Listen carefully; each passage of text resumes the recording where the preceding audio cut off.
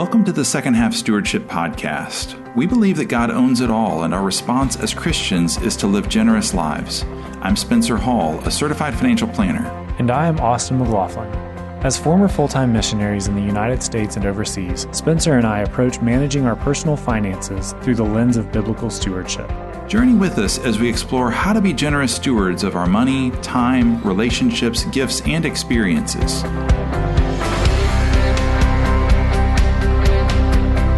Well, welcome back to the Second Half Stewardship podcast. We, again, are so glad that you have decided to listen and join us here today. You know, today we've been talking about kind of some of these broad ideas of God owns it all. We talked about God owning money, God owning our time, our relationships, our gifts and experiences. What we're going to do over the next couple episodes is we're going to dive deeper into each of those topics. So we're going to start off with money. We're financial advisors, so where better place to start? But if we look back to last week, we just want to give you a quick recap of what we talked about last week, and that was the idea that God owns our experiences, our gifts.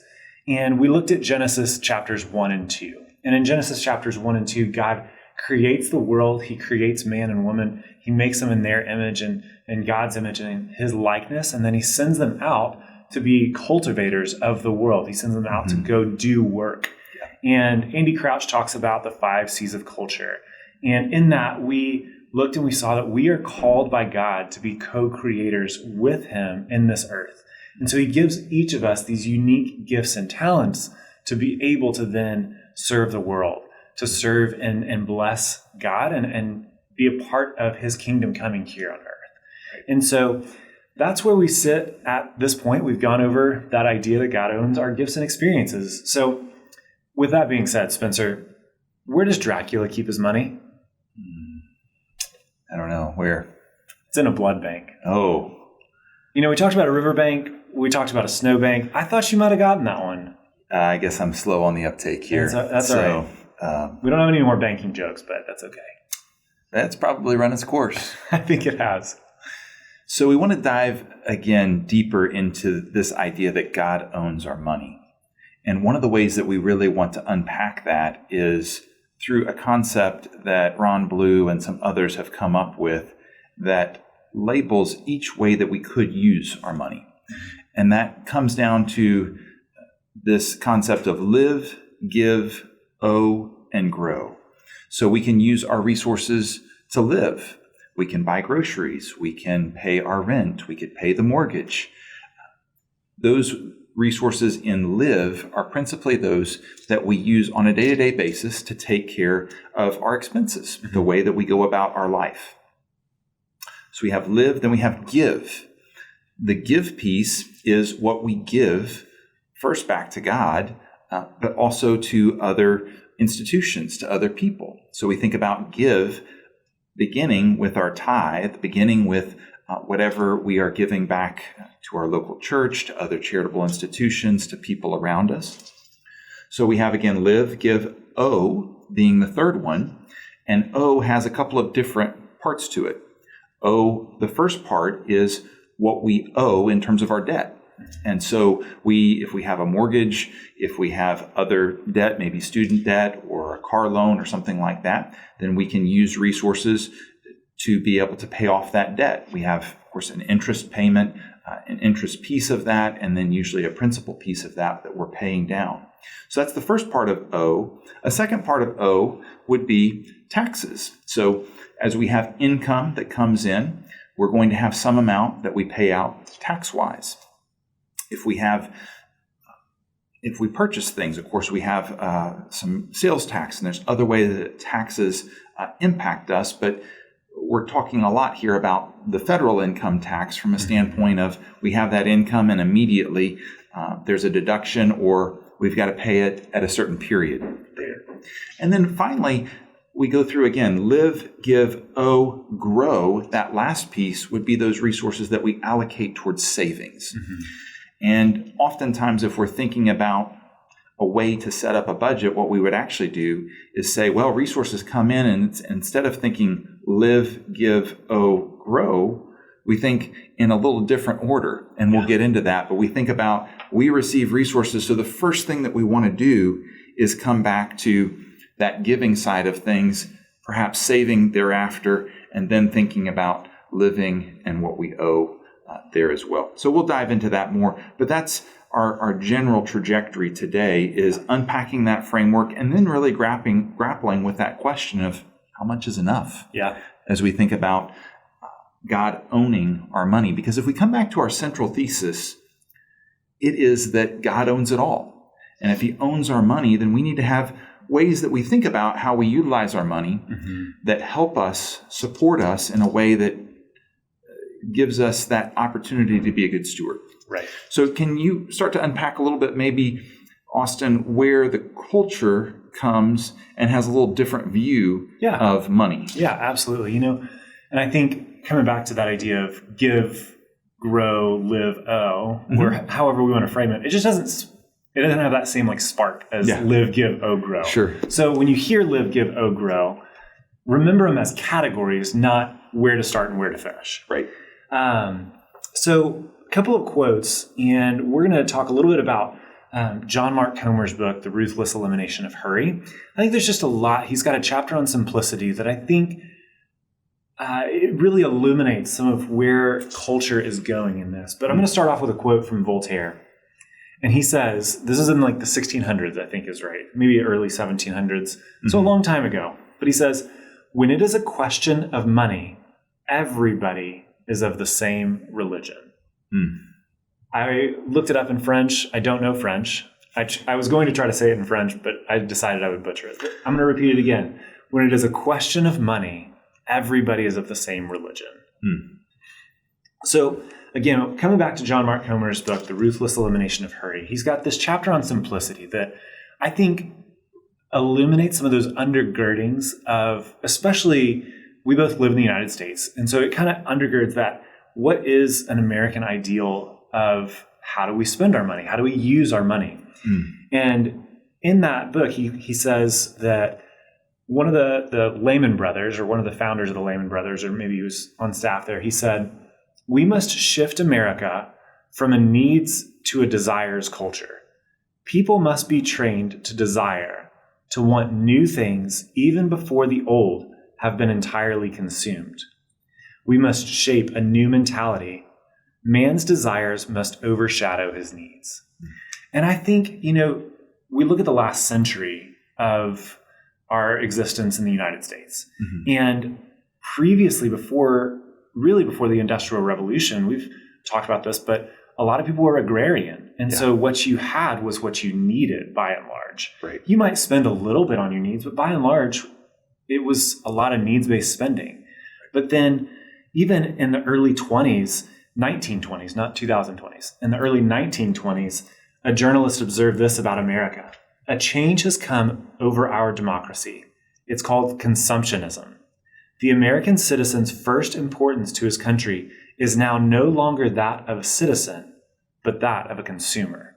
And so even 100 years ago, we see this shift starting to take place, that it's not about what can I contribute to this country, what can I contribute to this society, but we've moved away from those needs-based to a desires-based. What does my heart want? What does my heart long for? And, you can see it all over anything and everything. We live in a desires-based culture. You feed what makes you happy.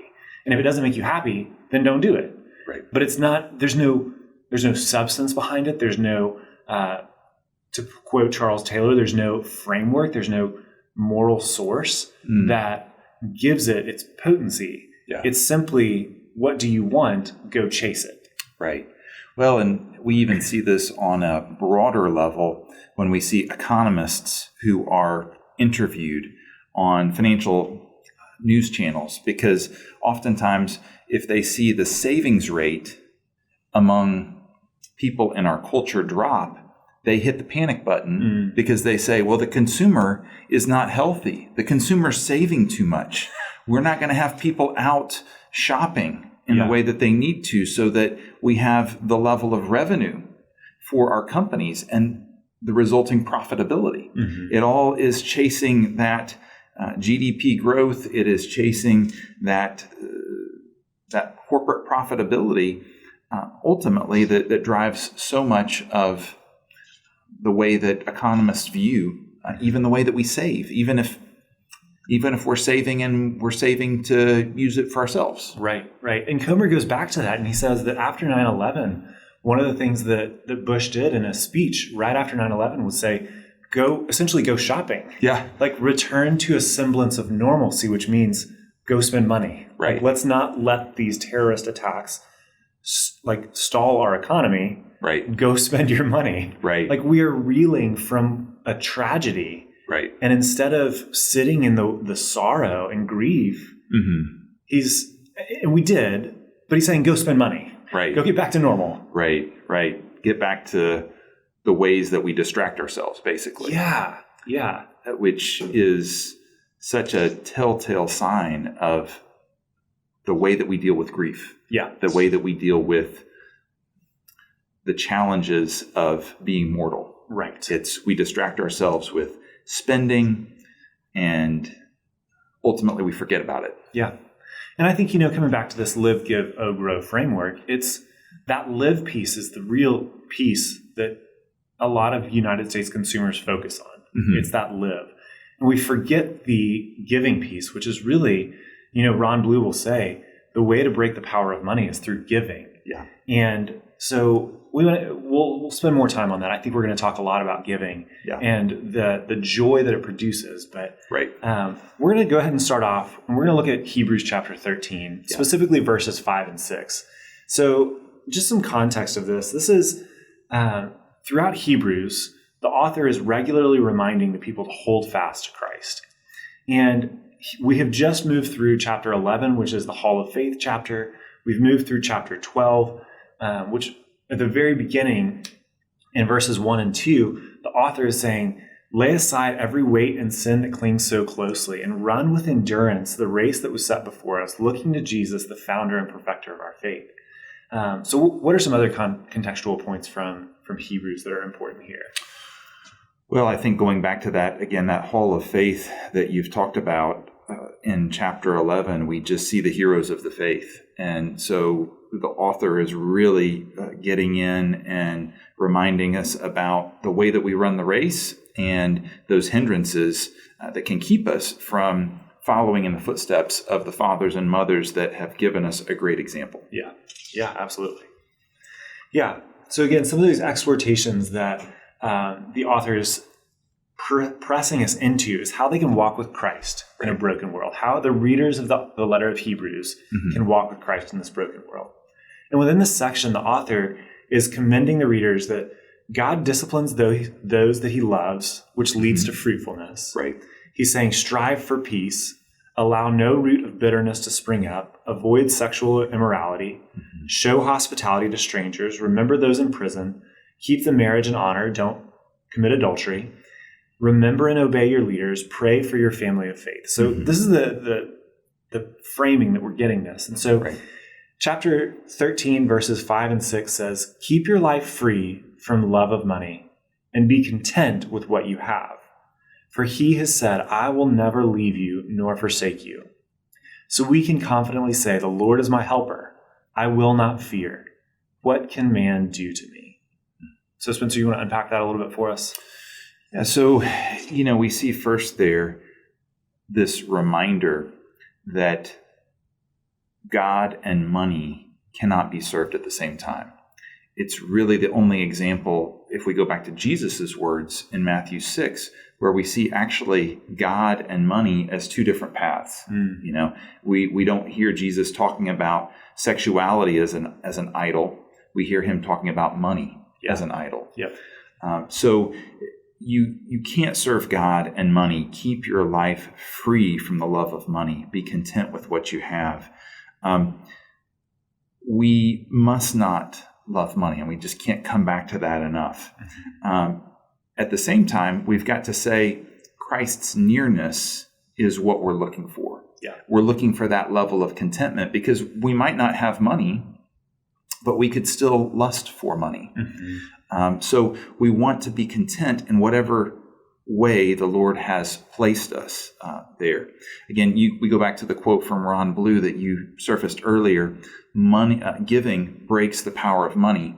over us. But because when we open our hands and we allow the Lord to take those resources and use them, we no longer have them. Yeah. And we can never, it allows us that element of release where we give back to Him, trusting that He's going to give us what we need in the future. Yeah. We come back and we say,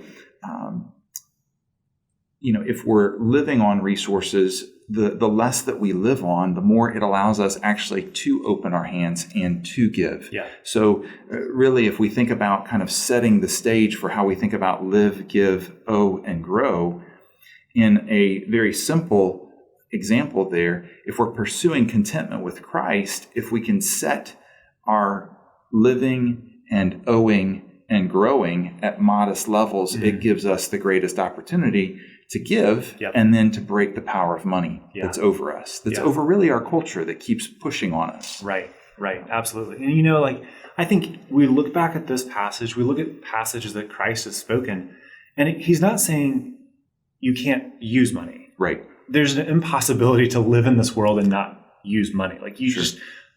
Even if I were to try to flee to the hills and live in the Smoky Mountains, I still need to come back for something at some point. So I can't live in this world, be a part of the society without money. Right. But they focus on the love of money, that it can become this idol. We can't chase loving money. Mm-hmm. Again, Christ says over and over, you cannot serve both God and money. Right. And so I love this idea that you were just sharing. We can set limits on our taxes. We can set limits on our spending. We can set limits on how much we save. Mm-hmm. But those aren't often talked about. And I think it's not talked about because we're afraid of a future state. Right. Will I have enough money when I can't work any longer? Right. Will I be able to do the things that I want to do? Right. Will I be able to do the things that I want to do right now? Can I do the things that if I look inward, make me happy? Right. But God so frequently cares more about the community of faith and the community flourishing. And you look kind of all through the Old Testament, and it's all about communal flourishing so that people on the outside of the family of faith can look and see what a flourishing people of God look like. Right. We'll get there in future episodes where we'll really do a deeper dive, but it's fascinating if we look at Israel and how the Lord instructs them from an economic perspective, because there is individual ownership. Yeah. So we're not in just this social commune, but at the same time, there are significant boundaries that are put on the way that capital is distributed and used. Yeah. There's this return of the land over time to different families so that they're not impoverished indefinitely. Yep. There's a forgiving of debt. And so when we even think about God owning it all, He put all of those rules and all of those encouragements in the Old Testament such that people would not love money, that they would see that people are more important than just hoarding resources. Yeah.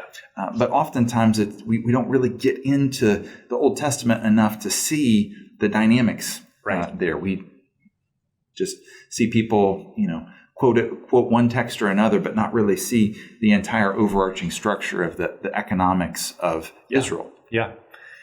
So again, like you said, we'll get into that later. Right. We're even going to dive more deeply into that question of how much is enough later. Right. And that's a really hard question to answer. I think that oftentimes we don't answer the question because it is uncomfortable. Right. But we want to say it's a really important question to ask.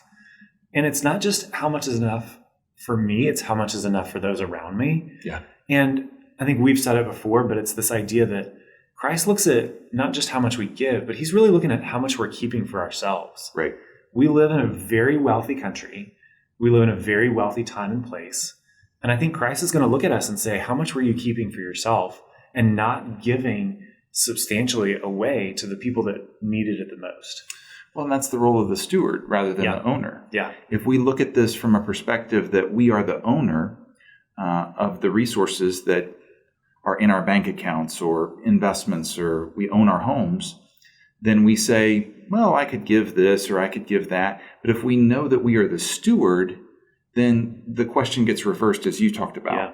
We say, how much is enough? Because it's not ours. Yeah. We're just the agent. Never has been ours. It never has been ours.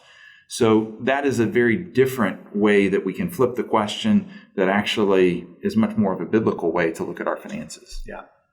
So I'm going to quickly make a little turn and see what happens when we accumulate a mass amount of wealth. Yeah. And we're going to look at Ecclesiastes 2, chapter 2, verses 24 and 25. And I'm going to give just brief overview. We're going to look at it pretty quickly because I want to make sure that we're respecting your time. But the author of Ecclesiastes has just listed off everything that he sought after to have a pleasurable life. Essentially the good life. Think living my best life. Yeah. He said, I sought after laughter. I sought after wine. I sought after sex. I sought after works, building homes and vineyards, parks and gardens, forests. He encompasses both natural building and like man-made building. So it's not just seeking the beauty that comes from our hands, but seeking the beauty that God has given us. Right. He's got animals. He's got servants, entertainers, silver, gold, treasures of the kings. Verse 10 says, whatever my eyes desired, I did not keep from them. I kept my heart from no pleasure, for my heart found pleasure in all my toil. And then he goes on in verse 17, so I hated life, because what is done under the sun was grievous to me. For all is vanity and striving after the wind. So we see this incredibly wealthy human chase after everything. He said, I gave myself everything I wanted. It led to vanity. And then his response is becoming depressed. Yeah. Because he gave himself all that he wanted. So verse 24 and 25 says, there is nothing better for a person than that he should eat and drink and find enjoyment in his toil. This also I saw is from the hand of God. For apart from him, who can eat and who can have enjoyment? And I think that last little phrase there is really the linchpin. Like God doesn't withhold us enjoying this life. He wants us to enjoy this life. However, he doesn't want us to enjoy it in such an individualist way where it's I'm seeking my pleasure and my happiness. He wants me to participate in this life with him. Right. Otherwise, it will lead to vanity and toil and depression because I'm seeking it on my good, not on good of participation with the Father who loves me and longs to give me delightful things. Like none of those things that the author said were bad. It's the way that he pursues them so that he can live the best life. Right. Not so that he can enjoy life with the Father. Right. So I think this really illuminates that temptation to be all about me. That I think God really wants to just destroy it in us because it's not about me. It's about participation with God and participation with my brothers and sisters and being able to live in this broken world with joy and delight that God gives us life and relationship. Right. Right.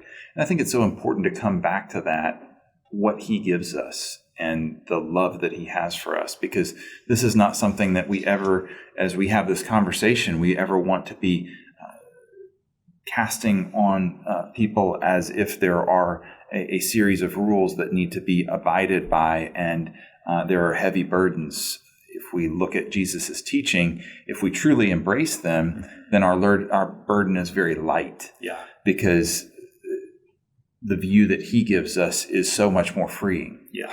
But at the same time, we have some things that we've really got to grapple with because wealth and the pleasures of this world, they have their tentacles around us, Yep. Really drawing us back to them. Yeah. So just to finish off, we got a couple minutes left, but how do we make this practical? Like what can we do? Let's maybe start with that giving category. How can we take steps of faith to make this practical? Yeah, I think, if we come back and we just frame things in light of live, give, grow, for some of us, that can be a really helpful tool to be able to sketch out to say, okay, how much am I using to live? How much am I using to give? How much do I owe? How much to grow? Because there are ways that we can modify those categories accordingly. Yeah. So even just beginning with that set of awareness is helpful.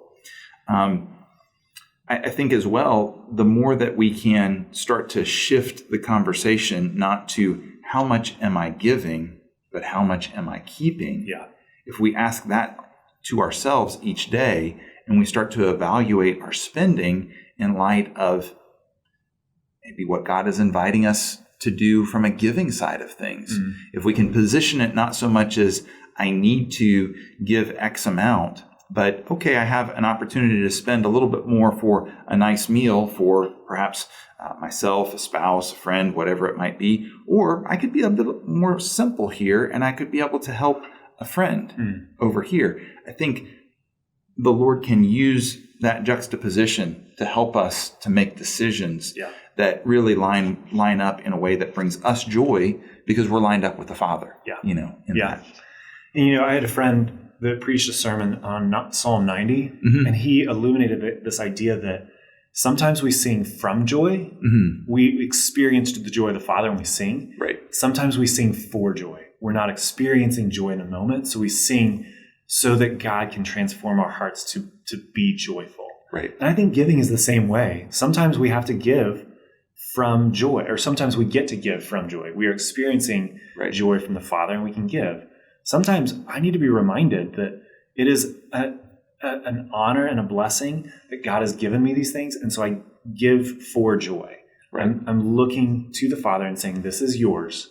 I give it back to you. I want it. Right. I want to keep it. Right. But I want your joy and your delight more. Right.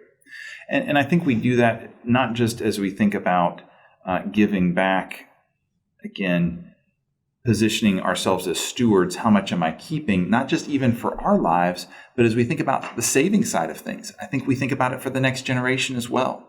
Because there's some of us that are really focused on saving, but perhaps we need to reevaluate that category as well, because we're really thinking about, okay, what might the Lord invite me into in this moment of giving? So that's another way that we start to grapple with how much am I keeping, not just for me, but maybe for the future generations there, and then how much can I reasonably deploy for building God's kingdom, for aligning with His joy. So one of the things, of course, we could ask is, where are gifts going right now? Where am I? If we don't have a sense of where we're at right now, it's very difficult to lay that before the Lord and be able to be open-handed with that. Right. And so if we can kind of take stock with where are we with live, give, owe, and grow, and then specifically, what does that giving look like? Then we can ask the question, that James 1:5 question where we ask God for wisdom because we need it in financial decisions. Absolutely. So, over the next couple of weeks, we're going to be diving in further into these conversations about setting those lifestyle limits on consumption. And we're going to be reflecting a little bit more on each of these individual topics, live, give, owe, and grow. But maybe what are just some next steps for the audience? What can they do over the next couple of weeks to just prepare their hearts? I think, for us, we come back to memorizing James 1:5. If any of you lacks wisdom, let him ask God, who gives generously to all without finding fault, and it will be given to him. When we come before the Lord and we actually put ourselves in a position of humility and asking with calm to listen, then He tends to speak and do things in our lives. So having that memorized and then actively using that to pray, I think the other thing that we can do is we can start to track things and we can just take an inventory. So there are ways that we can do that. You could use Mint or Quicken or a daily budget, all kinds of different ways that you could just start to look and again, taking that before the Lord. God, what might you speak into this to be able to get a reference for what do those categories look like? Live, give, owe, grow right now. So I just want to finish with a quote. It is just as much a matter of discipline for a church member practically to deny his stewardship as to deny the divinity of Christ. Coming from Charles Finney there. Again, I'll read that one more time. It is just as much a matter of discipleship for a church member practically to deny his stewardship as to deny the divinity of Christ. Right? If we deny the fact that God owns it all, and we are simply His stewards, what does that say about our belief in Christ? Right. It's hard to really think that we believe in the resurrection, the amazing history-turning event, if we will not hand over our pocketbooks and say, Lord, it is yours. Yeah. But it is so hard to do for so many of us. So again, we appreciate your joining us on this journey as we talk through these elements. If you have thoughts of future episodes or questions that you want to surface, feel free to leave those either in the comments section or to reach out to us directly. Thanks. We'll see you next time. This content was provided by Second Half Stewardship. We are in Knoxville, Tennessee, and you can visit our website at www.secondhalfstewardship.com. The information in this recording is intended for general educational and informational purposes only and should not be construed as investment advisory, financial planning, legal, tax, or other professional advice based on your specific situation. Please consult your professional advisor before taking any action based on its contents.